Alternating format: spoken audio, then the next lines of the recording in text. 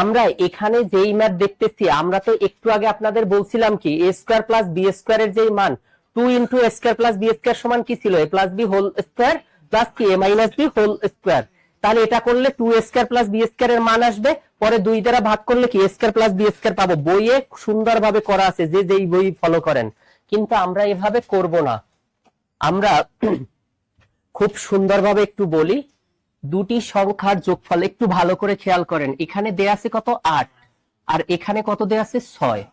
এই 8 6 কি সংখ্যা? পূর্ণ সংখ্যা না? পূর্ণ সংখ্যা থাকলে এই দুইটাকে যোগ করব, এই দুইটাকে কি করব? যোগ করব। তাহলে 8 এর সাথে 6 যোগ করব, কয়জনকে যোগ করেছি?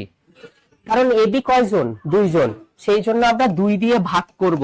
তাহলে আমরা বড় মান পাবো, মানে এ এর মান পাবো। তো 14 কে 2 দিয়ে ভাগ করলে কি 7 হয়। আর বির ক্ষেত্রে জাস্ট বিয়োগ করে 2 দিয়ে ভাগ করব, তাহলে 2 ভাগ 2 সমান কত? 1। তাহলে এ এর মান কত পেয়েছি? 7, আর বি এর মান 1। এবার আপনি বের করেন 7 স্কয়ার প্লাস কত 1 স্কয়ার, মানে কত? 7 7 49, আর এক কত? 50। আমাদের গ নাম্বারটা আনসার।